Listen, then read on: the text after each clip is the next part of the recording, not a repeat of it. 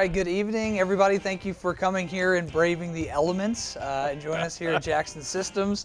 It's a little icy outside. My name's JD Brake. We actually have a special treat tonight for everyone in the audience and at home. Yeah. El Jefe himself, Tom Jackson, is he's going to chime in because he's a big smart home advocate and apparently is a big geek about this stuff. So he's going to have some expertise coming in here, so that's exciting. Right. Welcome, Tom. Well, thank you for having me, JD. I'm excited. Yep, we are definitely excited to do a little session on smart home technology. Here at Jackson Systems, we are really trying to figure out what smart home means for the HVAC contractor, and hopefully tonight we'll give you a little bit of insight into that and some of the things that we've uncovered and maybe help you and your business figure out some new sales opportunities. Absolutely. And just like every one of these trainings, Tom, we want this to be as interactive as possible. I know we have some people here in the audience, but especially everyone watching this live out on the interwebs, please chime in. We would love to get some conversations going. We're going to ask some questions. We'll wait. Some open questions for you guys because this really it's new. Okay, it's new, it's exciting, and we really want you to walk away. This isn't really kind of a go sell them kind of presentation. This is really just to let you know what's out there and why this is so important that you are the comfort experts, and smart home is all about comfort. And we're going to dive into that here. So let's go ahead and start. So I'm curious, what is your all's definition of a smart home? You can just shout it out. Like when I say smart home, what do you think? I get some connected. Someone said connected. Very good. Yep. What else? Efficient. Okay. Yep. Definitely can help in that area. Yep. Absolutely. Secure. Yep. Very Security. Good. Yeah, absolutely. That's a huge part of it. Jeff, is there any questions online yet? See if anybody wants to pop in. No. Okay. That's okay. Some woman is going to tell me I'm wrong. Mike Lee, it's like the Statler and Waldorf from the Muppet Show back there, just heckling us right now. Well, I think from HVAC standpoint, when most contractors hear that, I think they think of a Wi-Fi thermostat, and that's really kind of the foundation of how we're approaching the whole smart home technology. That whole sector is that's really kind of the gateway into the home is that thermostat, and so that's why we've embraced it so much is because of our involvement with the thermostat. And it's not just the thermostat. Here's the actual definition of a smart home. It's any home equipped with lighting, heating, and electronic devices that can be controlled remotely by a phone or computer. So you can control your smart home can be controlled on the internet, make sure dinner's cooked, you got central heating on, curtains are drawn, gas fire's roaring, and all when you walk right in the front door. Isn't that comforting? And we will actually show you an example of that a little bit later on in the presentation, a little scenario we set up here that we'll give you a very quick demo on how that might look. So here's something that I hear, and I talk to contractors all over the country, and there's always some pushback when it comes to like, how do you feel secure about, like, what's your feelings about security with smart home products? So when I ask that question, like, I hear kind of the tin foil hat kind of thing, where like, oh, well, if I got this, someone's going to spy on me. I mean, do you guys have any security concerns with these type of devices? Really? Okay, I've got some nodding heads. No? Well, not only the security aspect, but what about just the whole process of offering smart home products as part of your offering when you're in talking about HVAC equipment, whether that's residential or commercial? Do you guys have is there any fear with as far as any hesitation in offering not only the thermostat, but a camera or a security system? Does anybody have any fears out there, whether it be here locally or out on the interwebs, as Mr. Brake refers to it? Yeah. So why wouldn't you guys install something smart right now? Like, what's your big pushback? Sometimes cost, maybe. Cost? Yeah, absolutely. Cost, absolutely. Yep. There's competition within the retail space. Yep. That's how it is. Yeah, and we'll get into that a little bit. will. The different types of approach to the smart home, whether it's a professional system or whether it's a more DIY sort of system. We're gonna dive into that a little bit deeper here a little bit later on. We got questions online? We have Dwight coming in saying the concern is interoperability. Interoperabilities. Yeah. So Dwight asked about interoperability amongst products.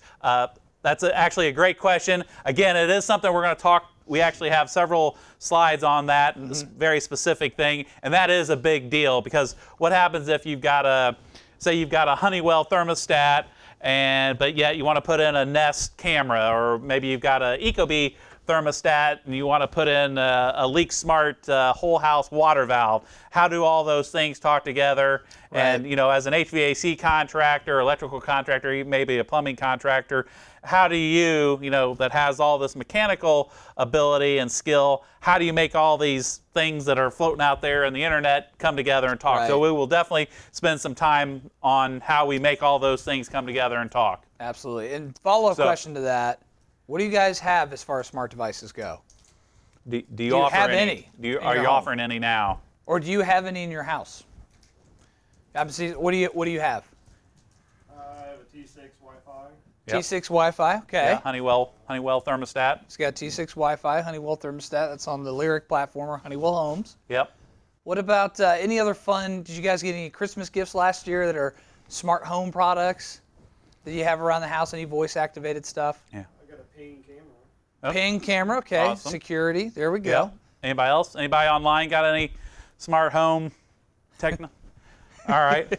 So Well, we're going to cover all those things a little bit later. So hopefully we'll make it a little bit easier, put your mind at ease to start diving into this. So. And we're going to cover some key factors here about the smart home. Industry trends, we're going to see why this is so important to talk about this now, because this is not the wave of the future anymore. It's the wave of the now. So it's very important to grasp and understand smart home technology and how to present that to your customers and how to offer it. Yep. And the benefits, obviously, if you want to sell it to your customers, it has to benefit them somehow and benefit you, the contractor, as well. Yep. Benefits of a smart home. And then we're going to go through common setups. We got tons of stuff up here, and Tom's actually going to dive in. He's got some routines that he's going to go over and how all this stuff talks to each other. Security concerns, kind of how we briefly touched on. As will someone try to peek in on my camera or someone try to hack my thermostat, stuff like that, and how to get started, how we can help you, the contractor, get started. So let's jump in. Let's look at this pyramid chart right here. Oh, I love pyramid charts. These are the best. So much better than pie charts. This is so powerful because I hear this so many times, and it's so frustrating when I talk about smart homes with contractors, and I'm like, hey, you really got to be talking about this stuff. Like, well, my entire customer base, they're like 70, 80 years old. They're not interested in that, and that may be true, but then I'm like, this grim reality is like, okay, so what happens in about 20 years when your entire customer base is extinct? What are you going to do? Are you just going to close up shop, because you're not talking about it? That's kind of why we want to get you guys thinking about who else is buying homes right now. You can see the silent generation's only 10%. Baby boomers are now shrinking down to 16%. And Gen X, that's important too, because Gen X probably around like college started getting introduced to like some of the internet and all these new connected phones. But this, the big one, are the millennials. Okay. They're buying all the houses. That's why the house prices are shooting up. That's right. Darn millennials. Millennials make up one of the biggest demographics for buying homes. And why that's important, because you can see here, like, why would these people want smart homes in their products, or in their house? Like the baby boomers, they're more concerned about adding value. They're going to sell that house and move into a condo. The kids moved out. They don't need it. They just want to add value to that house. Gen Xers, they want a healthy home environment, all right? They've already got 2.5 kids. They're in the middle of the swing of things. They're about to send their kids off to college, that whole deal, and they want a healthy home environment. Yeah, and there's a lot of smart home products around the whole healthy home as well, not just the convenience portion, but we've got a couple here we can even talk to you about a healthy home, so even for the Gen Xers. And the important thing is about the millennials, they make up the largest demographic of new home buyers, but they want smart home products because they want their house to work for them. And we're going to show you what that means. They want Yeah. the convenience of just not having to do everything. And it's just all done at voice command. Yeah. It's, that's one of the big things, the selling points for millennials. Yeah. Now, this is a pretty eye-opening chart. This is smart products compared to people on the planet Earth. Yeah, this is crazy. So the little blue dot, that's how many people are on this Earth. Back in 2003, you can see the dot getting a little bit bigger, but that yellow circle around that blue dot, that represents connected devices. That means there are a whole lot more connected devices than there are people.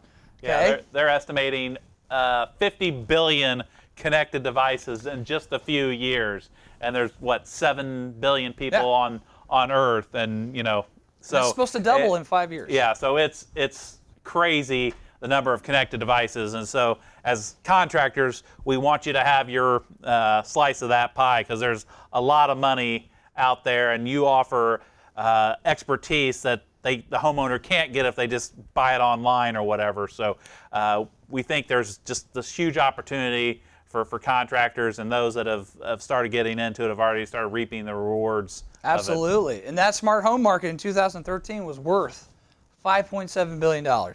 It's projected to reach around $13 billion with a B by 2020. That's a lot of money. Yeah. That's a whole lot of money. And this is who's selling it. Yeah. Now, you can see on this chart, obviously we talked about kind of retailers. That's a big competition. We were talking about price as an issue. Hey, we don't have to worry about Sears anymore. Woo! One down. That's One right. down. That's right. But you can see clearly, the retail space. Guys, here's you know what? It's not just smart home products that are in retail stores. The thermostats you sell, they're in retail stores. You know why? It's because you guys don't talk about it. You guys don't offer the customer the whole arrangement of stuff that's available to them. And this hits home with smart home products. I mean, I would have expected when looking at this, retailers and then the online guys like Amazon. We know you've all heard the stories about the security dealers, ADT, Comcast, all those guys. They have no business installing a thermostat. That is ridiculous that someone from ADT is installing a thermostat. They have no technical knowledge to do that. What happens if that homeowner has a Carrier Infinity in their house that doesn't even use a regular thermostat, and they try to go put a Nest thermostat on there? It's going to blow up. So cable companies, the same thing. Cable companies are competing with you guys. Yeah, so we need to keep them out. But the good news is the heating contractor is there in fourth place. So that's encouraging that there are contractors out there offering smart home solutions. So I expect over the coming years, you're going to see that bar graph. Bar graphs are even better than pyramid graphs, by the way. I like bar graphs even better. I'm hoping to see that heating, cooling contractor, mechanical contractor go on up there and become a bigger piece of the pie. Commercially, we do a lot of commercial work here at Jackson Systems too, that my brother's group heads up. And I mean, they've been doing this stuff for a long time. Not only are they controlling HVAC, but they're asked to interface with security. They're asked to interface with access control. So it's out there for the taking, and we just need to figure out as an industry, as an HVAC, whether it's residential, light commercial, heavy commercial, how we can get more involved with it. Sure. So. And I know I believe we have some electricians online and some plumbers. You guys are not excluded from the smart home market. Yeah. You absolutely can offer this to your customers, especially electricians. And I know there's some Mr. Electrics out there who have reached out to us, wanting help to talk about this. Like, how do we present this to our customers? How do we sell it? How do we know what works with what? And right now, and they're at the very bottom. That shocked me. I couldn't believe that electricians were towards the very bottom. Yeah. Oh, do we have a question? Yeah, I was going to ask a question. Yeah. Do you think there's going to be more specialized training for connected homes? Do we think there's going to be more specialized trainings for connected homes? Absolutely. Yeah, I mean, you have to. Yeah, we're doing more and more as Jackson Systems. That we get requests on a frequent basis. I know JD was out yesterday doing actually smart home training. Were you out this morning? I did a webinar. Did a webinar. Did a webinar. So the contractors are at least interested in learning about it, and figuring out how they might be able to do it. So absolutely, Justin, I think you're going to see a lot more training over the next coming year. I mean, we're committed to it. We want to bring in, not only do we want to help contractors ourselves so they get the big picture of all the different things, but we want to bring in our vendor partners so that the contractors can get all the super technical training and help us understand all the different integrations and everything. So training is going to be a huge part. Absolutely. Yep. Absolutely. So let's talk about the benefits of a smart home. Obviously, we want to know, this really helps you communicate with the customers. Maybe they're unaware of the things that they can control. How does it benefit them? Yep. We're going to talk about convenience. We saw the millennials back there. That's what they want in their homes. They want everything done for them. They want to have their house work for them. We're going to talk about security. Now you're able to offer actual security to your customers or peace of mind. Yep. Tom and I right now, we can pull out our smartphones and we can look into our house right now. That is so comforting, especially when I travel and go to trade shows. I love the fact that I can just check in, see if everyone's doing okay. I've got a wife and a 5-month-old son at home. Now, I'm not spying on them. I'll text them, be like, hey, how's it going? And, I'll get like motion alerts or whatever late at night. And I'm like, holy cow, what's going on in the house? I'll look and it's just like the light was turned on or off. And that puts my mind at ease. But it's nice to have that security and peace of mind. And then we had someone mention energy savings. Obviously, these products are designed to help you buck the overusage of energy, stuff you're not using all the time, and you can do that. Yeah, we really moved away from the era of programmable thermostats where you had to, set up a schedule. The thermostats are smart now, and they learn your living patterns, so you don't even have to think about it. It's automatically going to do it set back or set up and help that homeowner even be more energy efficient. Right. So let's talk about the convenience side. This is where you can personalize your home experience, the convenience of how I said earlier, having your home work for you, whether you do it through an automated scheduling. I know I like to program my thermostats. I'm not a big... You must be one of those Gen Xers. I know, right? Man, technically, I'm a millennial. old. I think I'm a Xylennial. There's like a little subsection What? in there. Yeah, What? It's true. Look it up. Google it. I'm not a Xylennial. It's like a Zillennial or something. Yeah, it's like born between 78 and 82 or something. Yeah, it's weird. Okay, so I'm not a millennial. You're special. I'm not a millennial. But I do like to schedule, because I pretty much have a Monday through Friday, come into work, I leave, come home, pretty much routine, boring, suburban, schedule with a wife and a kid. So it's pretty mundane. So I'm not like all over the place. So I like to have my stuff scheduled. There's also a convenience, like what if you're locked out of the house, or if you've got kids who are getting off the bus. So this is a product we happen to carry. This is a Yale Lock that partnered up with Nest. I actually put one of these on my house because I have 2 high schoolers, and even though we have trained them multiple times on how to turn the little knob, the deadbolt, to lock the door, they never seem to be able to manage that. So I set this up that after 1 minute after you've unlocked the door, it'll automatically lock itself. Oh, so I nice. never have to worry about or if you're running out the door to walk the dog or whatever, did I lock the door? You don't have to worry about it. It does it automatically. So Same really with cool lights. from a safety standpoint too. Yeah. This one happens to have a keypad on the front, so when the kids come home, my daughter's driving, so she doesn't want to go through the garage, so she comes in the front door, she just enters the code, and she's in. She doesn't have to, I don't think, they don't even have keys for cars anymore, so no one carries keys either. So anyway, so definitely from a safety standpoint, or the locking of the doors, that's an awesome product. And I was going to say, you can do the same thing with lights too. If you leave the house, you burn the front. Oh gosh, I leave the front door light on so much. That's probably the first thing I'm asking for that for Christmas, because I leave that on all the time, and I'm just burning watts, and I'm just wasting energy. It's convenient to be able to turn that off remotely or schedule it depending on your preference. I have 3 or 4 landscaping lights, and I used to have one of those old school timers where you had to move the pins and all that. And then I upgraded to an electronic one. It had 7 buttons. None of the buttons were identified to make it any sense. So I bought a little connected load controller. You plug it into the wall and it turns the load on and off. And it actually has a mode: turn lights on at sunset and turn them off at sunrise.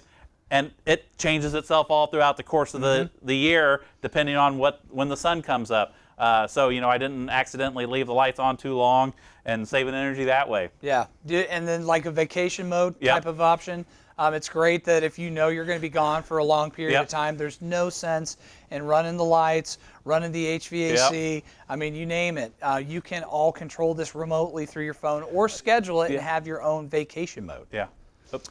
And then we have Stacy asking in, what apps do you use to set your routines? Well- Stacy asked, what apps do Okay. we use to set our safety routines? Or just set Any routine. Any personalized routines? Well, there's really two levels to that. I think if you've just got one device or two devices, like if the only thing you had was the Yale door lock, you could just use the Nest app directly to do all that. We are going to show you a hub a little bit later, and the hub really allows you, and with this particular hub is a Wink. They call them robots, the routines. So in this case, since this is going to aggregate all the different products into one interface, you would use something like the Wink hub, the Wink, or the other big popular one is the Samsung Smart Things. Right. So we're going to get into that a little bit more. So it just kind of depends on how many devices you've really got connected. If it's just one off, I would just use the app that came with the device. Otherwise, we're probably going to move into a hub scenario, which we will talk about. Right. So. Good. Hopefully that answered your question, Stacy. Now let's talk about safety. This is also, like I said, it's a way to, not obviously change your business into a security company, but you can offer that security to your customers, offer them that peace of mind. Yep. Safeguarding your house, whether you're home, in the home, or away, with motion alerts, with Yep. cameras, the Ring. Has everyone heard of the Ring? The doorbell? I just got one. It's amazing. And the best part about the Ring is the neighborhood feature, seeing all the paranoid people posting stuff.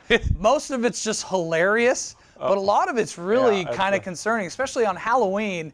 It just lit up with like, so-and-so jerk kid just took all my candy, and then this kid took all my candy. And you can see it in plain sight.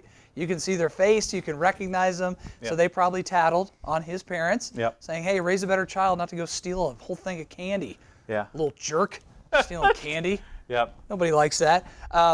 Disaster occurrence, fire or water leak, there's products that can prevent those, like turn the water off. Yep. I was talking to the plumbers earlier. We carry a product that if it detects a leak, it will protect your house from further damage and shut off the main water valve. Yeah. And that is a huge peace of mind. And not only that, I was going to say the home insurance companies are offering rebates for that product. Yeah, discounts, yeah. So if you've got a customer who maybe has a weekend home or a vacation home, summer home, winter home, and they're not there all the time, the ability to turn the water main feeding the whole house on and off if it detects a leak is huge, because it may be a couple hours away for the contractor to get there, and you would have a tremendous amount of damage in a couple of hours if you had a water pipe burst. So we've got a device that'll actually turn the main valve off and actually communicate with the homeowner, and if you want, they can set up the contractor to get that information so you can be proactive. Right. Also on fire, there's a product that this happens to be made by Nest. There's several others out there. This is the Nest smoke and CO detector. And what's cool about this is if this detects smoke, it'll actually turn the furnace off so it doesn't spread the smoke around the house, because more people die from smoke inhalation than they do the actual fire. Yep. So this will actually communicate with the thermostat and do some proactive things to help the situation. Right. So, yep, that's a very key part. Yeah. And I mentioned the Ring. These cameras now, they're not only can you peek in live, but you can also talk through the cameras. That's a big feature too of the Ring. Yep. Is if someone's at your front door, or some jerk kid stealing your candy, you can yell at them through there and say, "Hey, punk, I know where you live. Give me my candy back." That's a great way to safeguard your home. Garage doors being open too long. Yep. That was the biggest thing that happened to me when I first bought a home. Was I left for work and I was like, "Oh my gosh, I left the garage door open." Yep. And I had to call my neighbors. Hopefully they were home. Thank God they were. More than 3 times I know it happened. My wife got really mad, but luckily didn't get broken into. But with garage door openers, you can close that and take care of that. Yeah, I have it's a Lift Master, which is also, they make garage door openers for everyone. They have it's called MyQ. I got lucky in my garage door. I bought it before that even came out, but it was still compatible. I love the MyQ. I've got a thing that says every night at 10 o'clock, shut the garage door. Yeah. So I never have to worry about it. Plus, awesome. I all the time just did the same thing with JD. I just did it yesterday. I got about halfway to the office. I only live a few miles away, but I got about halfway to the office. I'm like, ugh, did I close the garage door? So, pull off the road or whatever, pull out my app, and, hey, garage door has been closed for 2 minutes, so I know that it's closed. Yeah. It's awesome. That's probably my favorite smart home thing is the garage door. It's great. Your mind gets thinking about 10 other things, and did I hit the little button or not? I don't know. So. And Tom, you can also use lighting as also a safety precaution or a safety measure. You guys remember the scene? Everyone's seen Home Alone, right? The first Home Alone. Yeah. Okay. You remember the wet bandits pull up? They're in the neighborhood, right? And they're talking to each other. And they're like, "Just watch.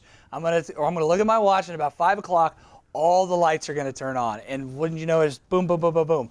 All the lights turned on. So they had it figured out. They're like, they're not home. This is all fake. It's automated. Well, with some of these products, and I think the Wink does this too, is that it will sporadically turn your lights on and off at different times. Yep, you can write routines that do that. And absolutely, so it kind of simulates that someone's home and flip the lights on, and hopefully that keeps somebody away. So it's not like a routine every single day the lights come on at the same time. Did you turn the stove off? I don't know. Have any of you seen the Whirlpool commercial? They just started running. Of course, millennials don't watch regular TV, so they don't see commercials. But Whirlpool's got a whole new line of appliances where they're talking to their Amazon Alexa, and they say set the oven to 350 degrees, and you can see the oven warming up. And of course, it also has a lot of safety features then too, because it has the ability to communicate back to you on what the status is. Yeah. So it's really cool. So you're going to see, and I'm sure you've all seen the refrigerators with the monitor in the front of them. That's all connected. So it actually kind of keeps track of food in your refrigerator. Yep. It can send you shopping lists.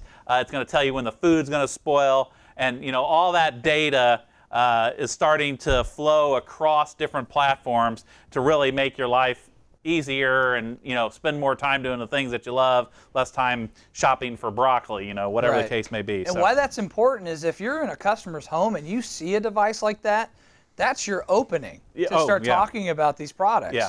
Say, hey, did you know you can do all this stuff with your fridge? Wouldn't you like to at least know what your temperature is on your thermostat when you're away and be able to control that remotely? I mean, just be cognizant and look for things like that, like the fridge or the Amazon Alexa. This is a video that a former employee of ours had of a water leak in his garage.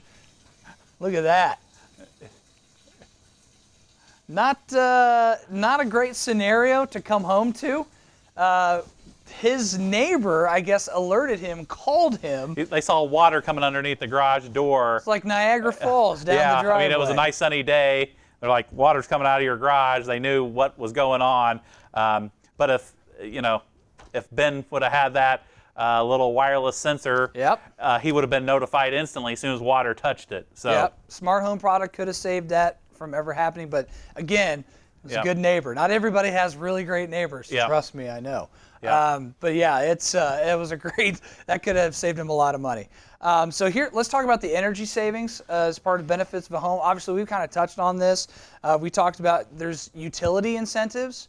Now, this varies across the country. I know here in Indianapolis and around, I know in my area, I've got a couple that if I've got a Wi-Fi programmable thermostat, I qualify for rebates as a homeowner.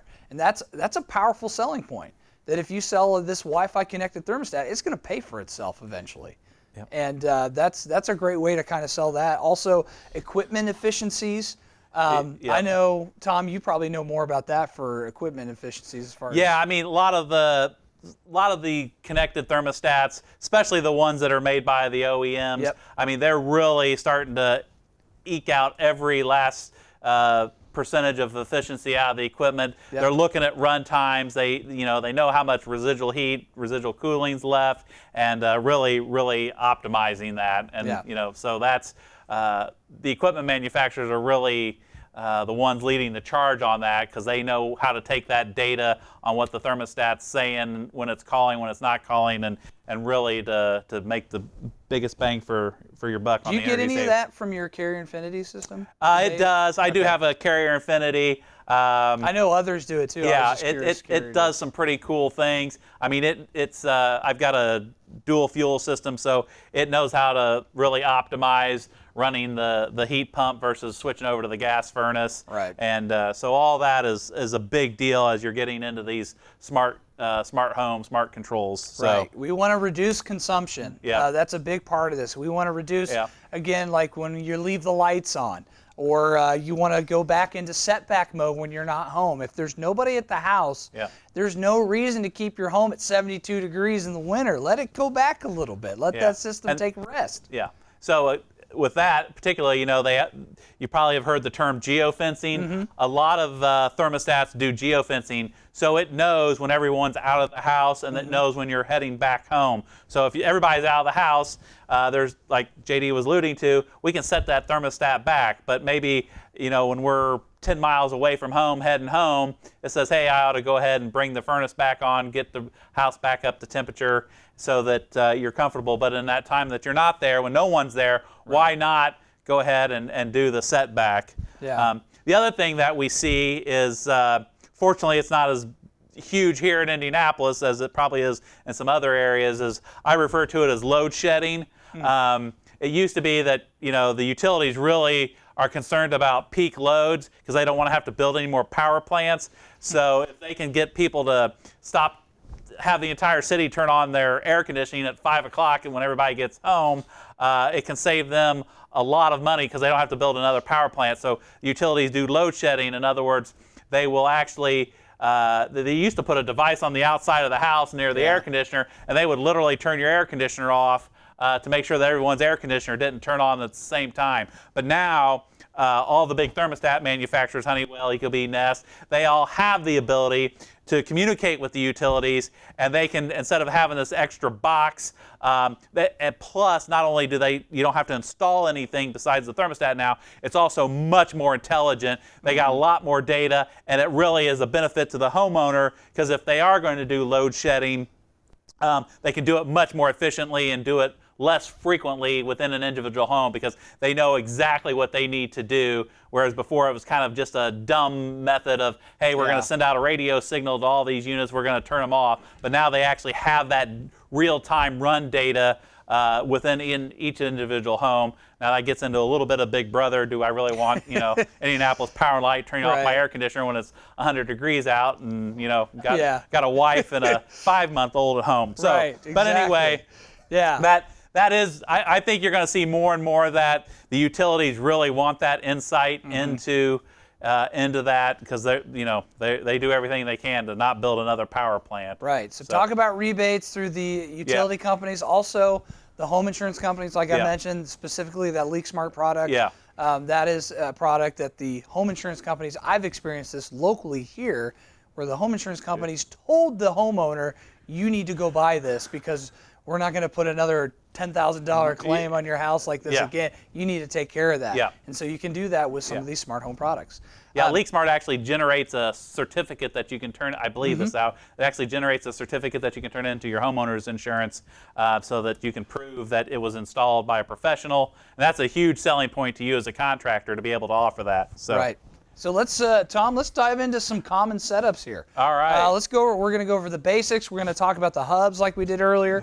We're going to talk about kind of a pro setup versus a prosumer. Yep. If you know what that means.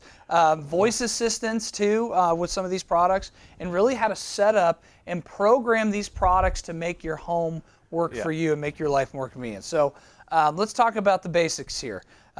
You need good internet. That's a no-brainer, okay? You need a fast, reliable internet. Now, what's recommended is between 50 and 150 megabits per second. Now, generally, that's like a medium package internet plan. I mean, now, like, they've got, what is it, not Ethernet, but they've got the fiber that they're running all over the place, which is awesome. Yeah, that's... But that's what's recommended, is to have at least, know that the customer needs to have that type of internet. Because if they don't, it's really not going to work No out. AOL dial-up. No AOL and no satellite either. I guess satellite internet is not very good with these products. Yeah, I think it has a lot of. It's not very consistent in its data performance delivery. Right. So sometimes it's really fast and sometimes it's really slow. So it kind of is fluctuating all over the place. So satellite, unfortunately, isn't the best scenario. But I would guess that the vast majority of the people, if you live in even a small town, you're probably going to have plenty fast enough internet. As JD alluded to, I mean, probably Comcast, which is the biggest. I think their lease package, their slowest package starts at 50. At one time I had 75, and they actually, through the last couple of years, they've upgraded me up to 150. Nice. And so, yeah, I mean, that really is probably not too big of a deal. So most of your homeowners are going to have exactly what they need. That really shouldn't be an issue. So obviously a no-brainer. What equipment do you want to control? Okay, what do you want to have enabled to be able to control remotely? You want to have scheduled. What do you want to have in this whole atmosphere, this entire ecosystem within your house that you want controlled? And then the infrastructure. We've got a lot of Wi-Fi enabled products, which really you just put power to it, and there's some that are completely wireless, they're standalone. So that's really the difference between hardwired and the Wi-Fi enabled. Yeah, and almost every house has Wi-Fi now. I mean, that would be very rare that you would go into a house and they didn't have Wi-Fi. If they didn't have Wi-Fi, they're probably of the mindset that having a connected thermostat is not going to be an interest anyway. They probably just have a hard connection coming in the home, and they've hardwired their one computer directly to the modem or to the router, and that's probably it. So. And you need to have good signal across the house too, because there are some homes that don't get a consistent internet signal throughout, whether it's like the furthest bedroom, upstairs, beyond. So I mean, there's like some other ways to fix that. It's really scary. I looked the other day at my house. I had 43 connected devices to my. I'm like, wow. I hope I never have to find all these things. I have no idea what they are, but that includes, of course, that's cell phones and iPads, and I mean that's everything. Most TVs are connected to Wi-Fi now, but it's like 43. It's like, ugh. They do have amplifiers and things to help that within the house. And then, what's your routine or schedule? I can't imagine what 43 devices are scheduling them. Well, none of them are scheduled. Okay, good. They're just floating out there. Good. And routines we'll get into too. We'll talk about, what routines do you want in the home with voice-activated commands within the house to get that routine on a daily basis and have it all automated to act together. So here's some common equipment here. Yeah. We've got some lights. There's the refrigerator you talked about. Yeah. I know, is it B&W that has that famous commercial about the home automation and they control everything through their car? It's insane. Yeah. It's like Knight Rider. We got the music, those hubs that you can now talk to, cameras. Here's the thermostats. There's the Ecobee right there. And then security platforms. I mean, you guys now can sell security products with like key fobs and door switches and window contacts and things like that. Yeah, both Honeywell and Nest have product available through the professional channel. This happens to be the basic Nest home security kit. Honeywell just released theirs last week. Obviously, Honeywell is the largest manufacturer of security products in the world. Yep. And there's a company called ADI that a lot of people have heard of. They're their big distributor that Honeywell owns. But Honeywell, if you go into a house and they have a traditional security system, it's probably a Honeywell security system. They pretty much make everybody's security stuff. So the fact that we're a Honeywell partner is a big deal, because when it comes to security, Honeywell is they know what they're doing. So right. Okay, Tom. So now this is like your expertise here. We're gonna dive into talking about some of the common setups. And, what we talked about was a hub. Yep. You guys know what a hub is?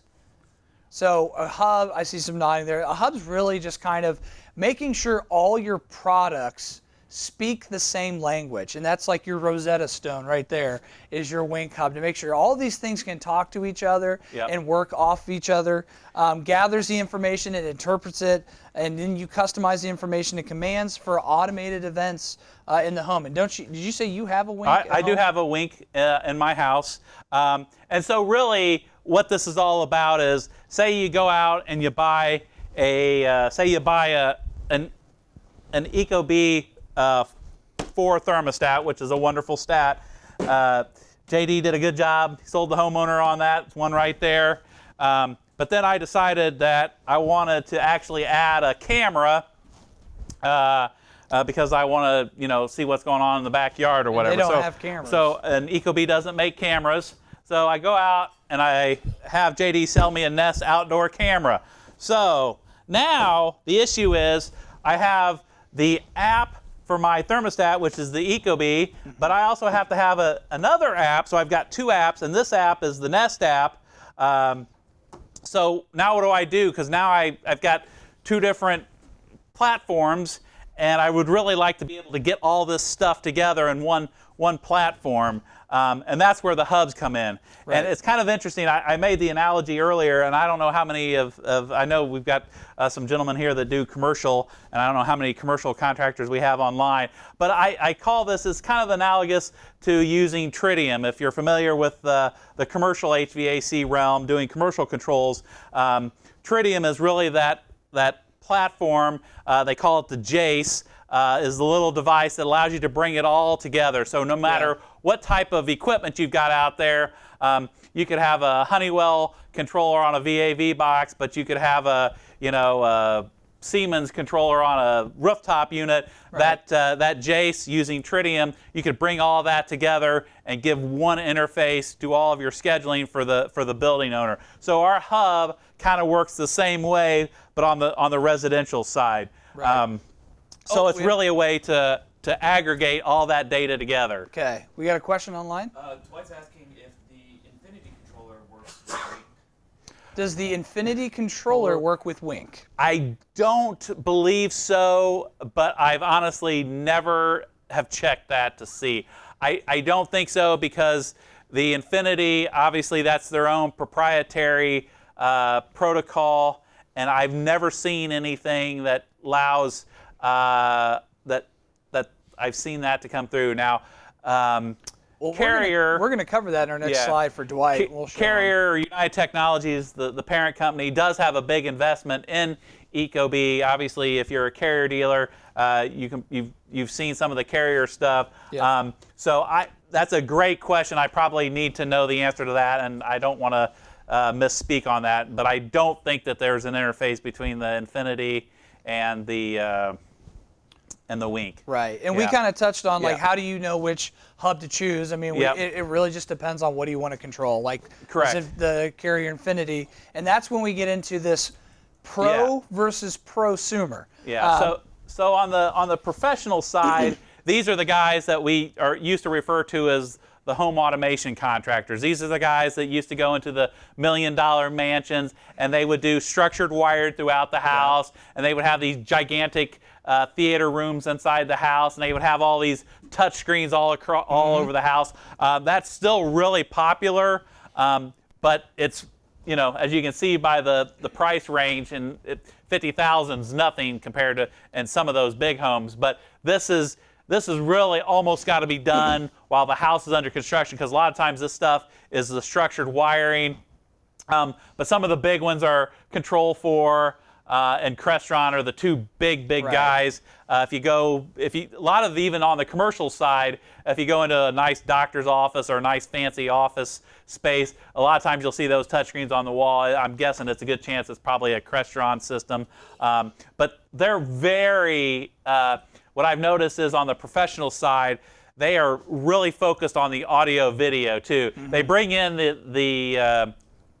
they'll bring in some of the environmental stuff, the HVAC stuff, but it's all about the audio video and having the screens come down and having subwoofers and all that fancy stuff that's really, really cool. But you better open up your wallet wide. Well, you would see this stuff. You guys remember MTV Cribs? You guys remember MTV Cribs? You go in, you see Ozzy Osbourne, he's walking around, he's got this big pad, and he's controlling everything. Yeah. But now, I mean, you can honestly have that type of setup now affordable for the homeowner. Yeah. It's no longer just for the rich and famous. Yeah. And that's the prosumer side. Yeah, we call it prosumer because it's kind of a hybrid between having a professional, like an HVAC contractor, come and install it, or sometimes the consumer's doing it. But the two big players, we've added a couple others. The two big ones that are making the hubs are the Wink, which is this guy here, and then the other one is the Samsung SmartThings. Both of those are pretty good hubs that have a lot of integration with most of the product. Iris is actually what Lowe's, that's their trademark. So Lowe's is pretty involved with the home automation stuff. And then the Amazon platform. Yep.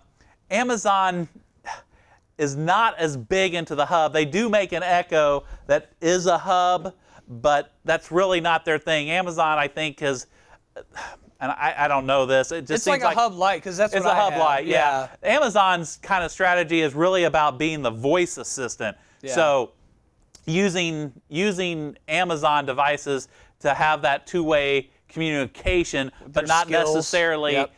Not necessarily being the actual device controlling it, but it'll talk to the hub, which in turn will do that. So, And that's we're how yeah. my house is set up. Yeah, we're going to show you that here in a minute. But obviously, on the prosumer side, much more cost effective.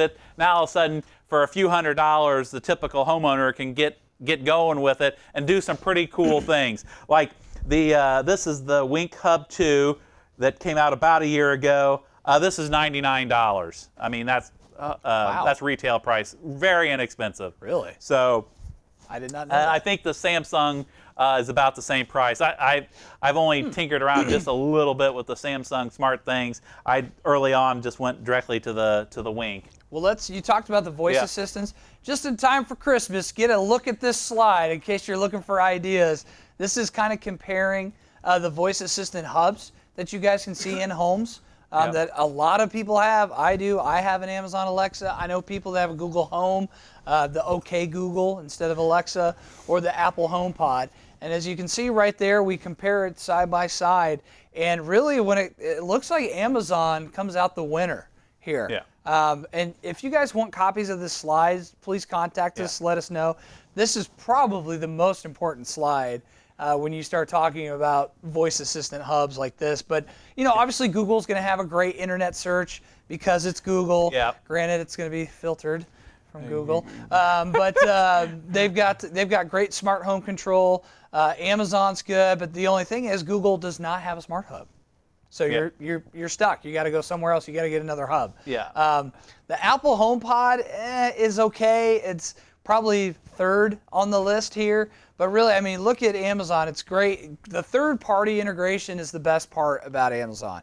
And that's when you develop the skills. Amazon calls it skills. Yeah. So any product that's connected, you can add a skill. I mean, right now in my house, if I walk in the door and my wife and I, we just put our son to bed and we're sitting there at the comfort of my couch, because I have Honeywell cameras, Amazon Fire TV, a Honeywell thermostat, I can sit and say, Amazon, turn up the thermostat and show me Hunter's room. Hunter's my son.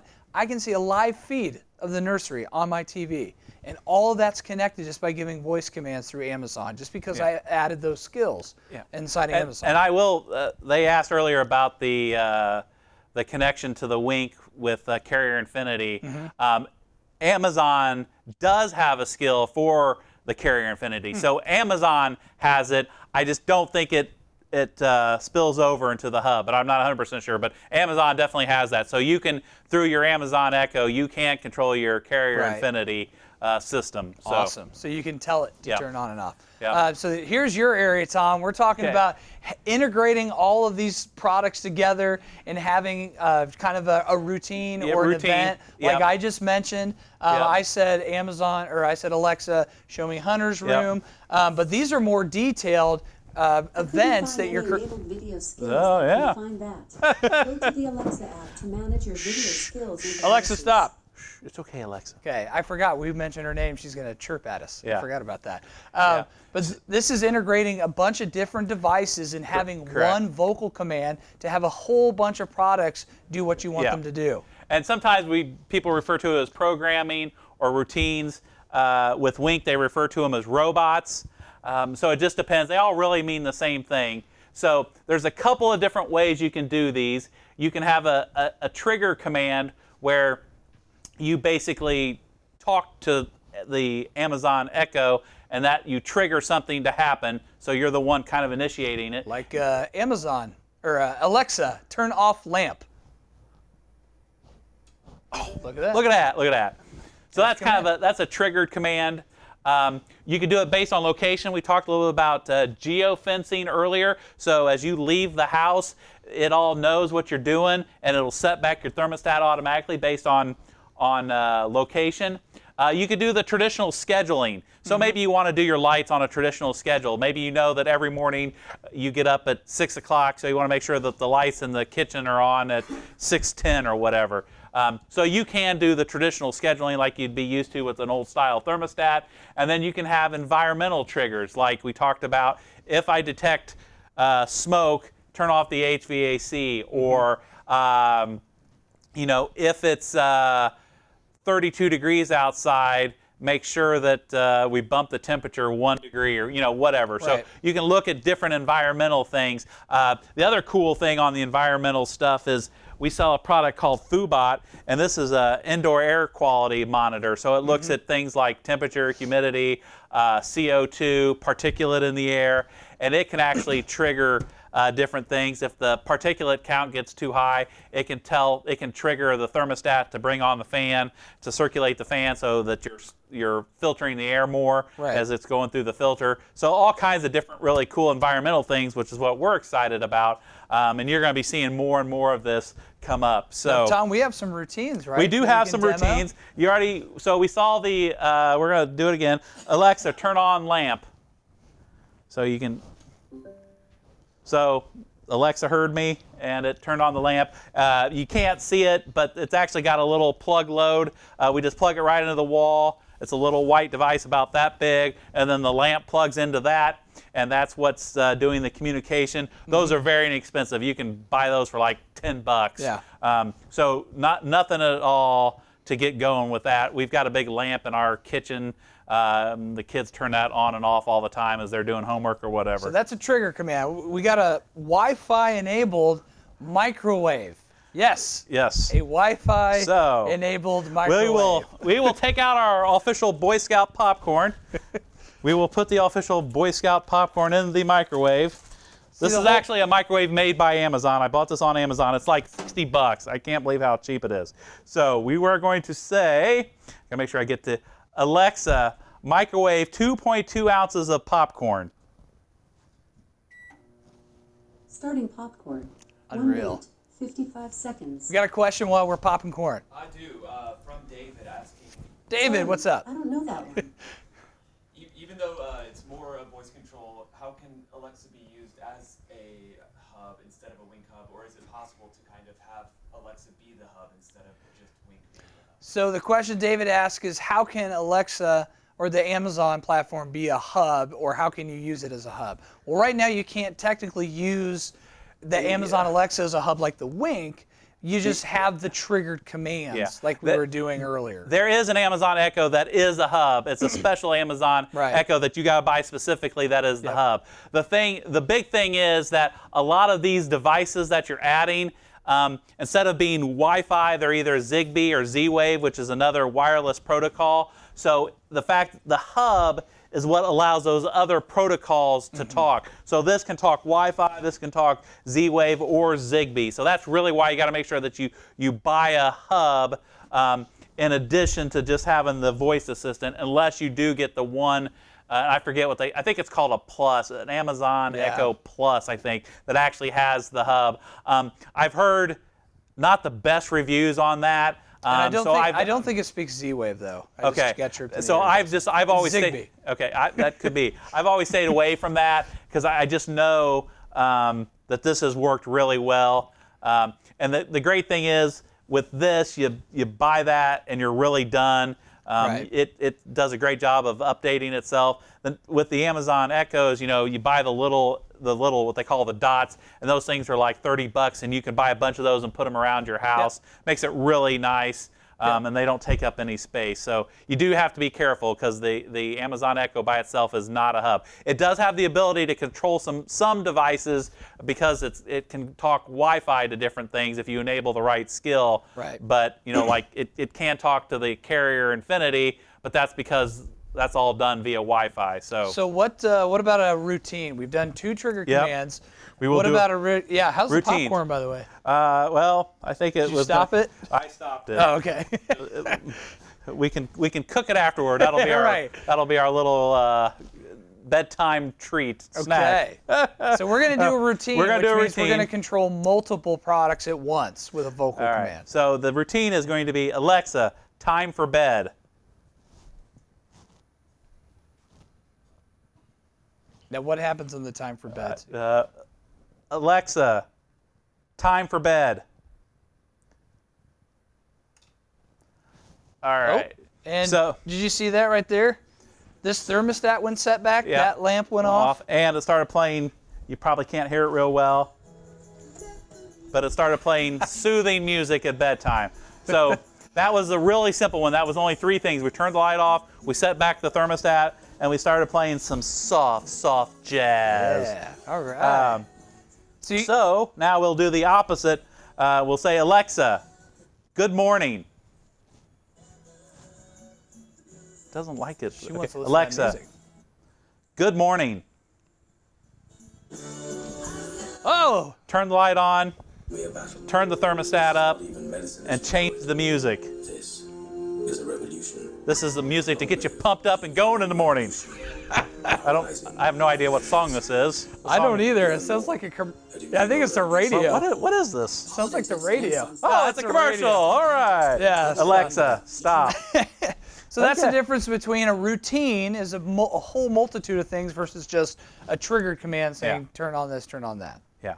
And that's probably going to be more for the homeowner to discover and figure out what routines they want. As the HVAC contractor, plumbing contractor, electrical contractor, you might help them set up one routine, but I would really leave that to the homeowner to figure out, because there's 1,000 little variables that they may want to adjust, and you probably need to get on down the road and make some more money. So. Right. So now we're going to talk about some of the homeowner security concerns. We're going to talk about can I get hacked through my toaster? Okay. Really, I mean, with all these smart devices, you are putting small portals into Yep. your home. Okay. Okay. There's no such thing as a device that cannot be hacked. Governments get hacked. Stores get hacked. Yeah. However, we're just talking about in the middle of just a neighborhood, like a single homeowner, ways to most likely won't even be hacked because why would somebody want to just go Yeah. into your house And and take your information? Alexa, turn off lamp. Oh, Let me turn that off. really, it's an easy fix to kind of put that to rest that, can I get hacked through my toaster or my smart light bulbs? It really, you just got to do the steps to distinguish yourself from other users. So change your username and password. Don't use the default one. Nowadays, the 1, 2, 3, 4, 5 password, you know what people will use for their password? The word password. Okay, there was an article that came out, I forget how many years ago, like the most common password was password 1. I think it still is, right? It's just password, okay? Use your brains, all right? Anybody can figure that out, all right? Make them unique. Here's some best practices. Use the strong, unique passwords for the Wi-Fi networks and device accounts. Use something like a phrase. Okay, this came from Tyler. I don't know if this is his real password. Obviously, he wouldn't give it out. But something that's memorable and something unique. But it's like 18 characters long, right? It's the orange duck jumped over the boat. Yeah, and so not only is it a phrase, but he's got upper and lowercase and a symbol in there. So that seems to be overkill. But anyway. Still, I mean, it's just as simple as that will protect you from any kind of cyber attack. Keep your stuff updated, okay? If you got an iPhone, you're updating your phone, it seems like every other week, okay? Just do it. Click accept. I never read the acceptance. Hopefully, I'm still reading the very first one that came out. It's right? so long. Yeah, it's but just update the software because a lot of those updates include security upgrades to the software. And the two-step, they mentioned that in the video. Do the two-step authentication. So it's not only is it a password, but it'll also send like a code or a text to your email or your phone. Yeah, especially like on your banking or investments. Right. Doing two-step authentication is definitely something you want to do. I would say in the next 5 years, they will come out with something new and better for this. Yeah. This whole password thing is out of control, and I think there's a lot of very smart people out there working on better ways to do security. So hopefully this is a short-term thing, and in the next couple of years we will do it. And avoid public Wi-Fi networks. Yeah. That's easy. Yeah, well, I don't know how that's easy, but anyway. Just avoid public Wi-Fi. Don't do high-level finances while you're sitting in Starbucks. Exactly. All right. Exactly. So, how do we get started? Okay, how do we get started with this whole smart home atmosphere, this whole smart home ecosystem? Well, the best way really is to try it in your own home. Now, we had some people say that they have some smart devices, and we obviously will help you try these products in your own home, because that's the best way to kind of figure out how these work for you and how you can make them work for your customer, and maybe not be like the expert, but at least you know what you're talking about when it comes to using these devices. And the great thing is, if you want to try it for your own home, when you call in and you're talking to your salesperson or talking to one of our customer service engineers, just say, hey, I want to get this for my own home, I want to try it, and we will promise to take care of you on pricing. We always do that, whether it's our own, whether it's our zoning stuff or anything. If it's personal use, we really want to help you get it at a reasonable price, get it in there, because we know that if you put it in, you're going to become a big ally of the product, and it's going to help sell more of it. We got a question online. All right, this question is from Jim asking, What's up, Jim? what kind of life expectancy can you get out of the FooBot? Concerns about the sensors not lasting, and what thermostats would they work with? So Jim asked about what kind of life expectancy with the the FooBot, which is the indoor air quality. I believe it has a 5-year lifespan.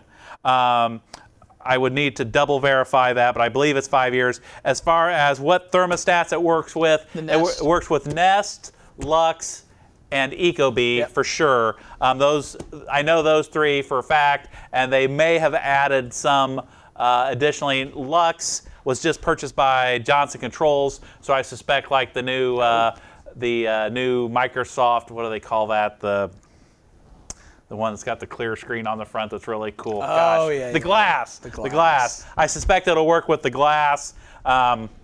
So right now it works with the big three, or three big ones anyway, and I'm not 100% sure on Honeywell. I would need to, this is funny. So this is the box that the FooBot comes in, and when you turn it on, when you look at the bottom, it says right on there, don't look at my bottom. Pretty clever. So another way, a best way to kind of get started with smart home, find somebody in your company and make them the expert. Okay, I know a lot of contractors out there, especially in the Northeast, they've got like a guy who's their boiler guy. Like he's the one that goes out to all those installs because he knows what he's doing. He's an expert in that field. Do the same thing with smart homes, okay? Maybe you got somebody that's fresh out of college, just got out of trade school, whatever, younger person, he knows his stuff, he's got a lot of these connected devices. Designate him as the expert and bring him out to those installs or those sales to talk about smart homes and how we can integrate the customer's home with more products than just the thermostat or the Amazon Alexa. And start with a Wi-Fi thermostat, guys. I tell my contractors all the time, this is the gateway drug to smart home, is the thermostat. And that's because the thermostat is single-handedly responsible for your comfort in the home, right? Well, all these other products are comfort too. Peace of mind, security, convenience. Those are all things of comfort. So you guys have no excuse not to be talking about this stuff. And especially now, probably the biggest flag that I ever saw about how the HVAC world and the smart home world are colliding is billionaire, gazillionaire Jeff Bezos from Amazon goes over to Ecobee and he's like, I want to put the Amazon Alexa in your thermostat. Okay, that's a very powerful statement, and that's further proof that smart homes are not the wave of the future; they are the wave of the now. So if you're not familiar with Ecobee, they've got several different thermostats. They've got the Ecobee 3 Lite, but then the Ecobee 4 thermostat actually has one of these built right into it, into the stat. So you can talk to it, it'll talk back to you. You can do everything that this can do. You can actually do it right through your thermostat. So it's a bargain to buy that thermostat because you're getting an Echo built right in. Right. Got a question? Yes, from David asking, do you have example setup schematics for setting up a smart home and what you can do? Do we have a example setup schematics? Right. There was a slide that I think might help as far as a setup. Yeah, we don't really have. That's a good question. We really don't have anything because in this particular case, like everything just kind of plugs into a regular wall outlet. So we can help you if what we have done. We've had some contractors want us to put packages together. Maybe this is kind of what you're alluding to. They wanted to know what would be like a good, better, best scenario. So maybe the good scenario is just a thermostat, and then the better scenario is the thermostat and a couple of cameras, and then the best is the thermostat, a couple of cameras, and actually, maybe it's the water leak detector. So we have done that, and we would be happy to do that, and we can actually help determine which we'll tell you what we sell the most of. That may not be the number one item out there, but we work with thousands of contractors, and we're more than happy to share with you what thermostat's the most popular, which security system we're selling, and so forth. So absolutely. And one of the big advantages of obviously partnering with us here at Jackson is the support and the training. Just like tonight, we're able to go one-on-one or with your entire team at any time through a webinar. We can do that live or in person, and we have a fully staffed IT technical support that are just here waiting to talk to you if you run into issues like that. And we actually have one of them in the audience. And are you coming up here, Jeff?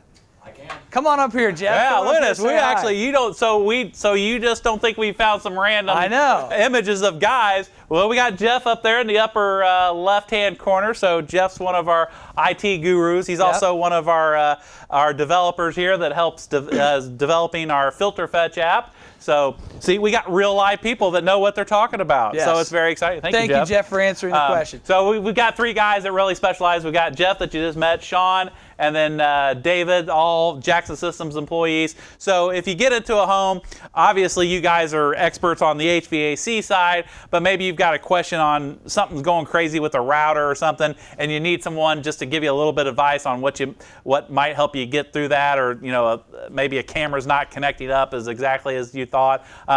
Call our toll-free number. We'll grab one of our gurus, and we'll be able to help support you. And don't forget about the Virtual Tech app. Oh, the Virtual Tech app. For free. For free. You can download it. It's essentially, we at Jackson Systems provide you the FaceTime feature, except it randomly connects to one of our technical support people. So it's two-way video. We can so see you can what's actually, going on. your technician could take the phone, point it at the router. We could see, Jeff could see what's going on, or, at the setup screen, whatever the case may be. And Jeff would say, hey, you really ought to change your password from 1, 2, 3, 4, 5, or whatever the case may be. So we can actually see exactly what you're seeing. So definitely just go on it's both for Apple and for Android. You can just go search for Jackson Systems, download the Virtual Tech app. So anyway, what's next? So we are through here. Yeah. Do we? JD. I know, right? We got a question. Oh. Go ahead, Rand. All this is great for energy saving, but we have two items out there that is not addressed: electric and gas water heaters. So Rand asked about energy savings for electric and gas water heaters. I can see how you could do it on electric, because you could break one leg of the electric. Yep. And program it. But on the gas, I have not been able to find anything that we can put on, even on a especially on a not a standing pilot. Yeah. But on an automatic ignition, I've not found anything yet you could put on there, so you can program it. In other words, if you leave at 6 in the morning, come home at 8 o'clock in the evening, that water heater is turning off and on all day long. Yeah. So how do we address energy savings with a gas water tank? Well, I actually happen. I do water have I have a tankless gas water heater as my main water heater, and then I have a small electric water heater upstairs for the master bedroom, because we built a production home a long time ago, and it took about a half a day to get the hot water from out in the garage up to the master bedroom, which was at the clear other end of the house.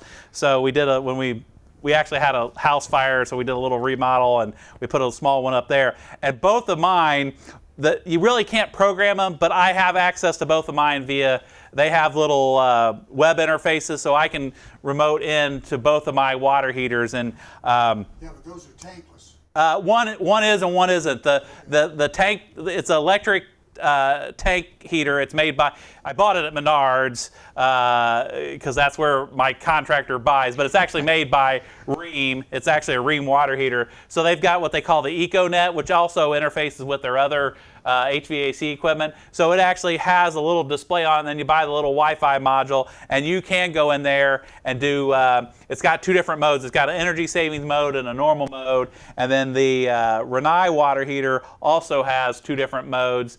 And I've turned my water way down, temperature way down, so I've never scheduled it, but I do need to, I know nothing about plumbing, so I do need to look at the scheduling ability. So That's a good question. But that is a good question. Second question, I ought to look. I can. you could put a timer on the electric, Y- and you can set it to be off for 7 Yep. days while you're gone, or 10 Yep. days, or something like that. But you can't do anything like that with the gas. There's no timers available, even on a automatic ignition. Well, you can turn the temperature way down. Yeah, but it still doesn't come back up 2 hours before you get home. So you Oh, take well, it that's out. true. You'd have to go to your app, and I was just going to look. Yeah, but that's setting it up by remote, is what you're saying there. Correct. You would. But you can't do that on a standard gas furnace. Right. A gas water heater. Do we have any other questions online, Jeff? Yeah, this does not allow, at least I don't see, it doesn't give you a schedule option. So that is a great question, though. Yeah. And we can dive into that further. Unless did you say you have one? Yeah, we have one from Sarah asking Oh. kind of what the process with setting up Alexa with one of those smart home hubs would be. What is the process of setting up one of those Alexas with a smart home? What does that process look like? So, on the hub or oh. One of the hubs, yes. Yeah, when you set up the hub, it's like probably what you're used to. There's a way to add devices, and you, excuse me, you just tell it that you're adding a Alexa hub to it.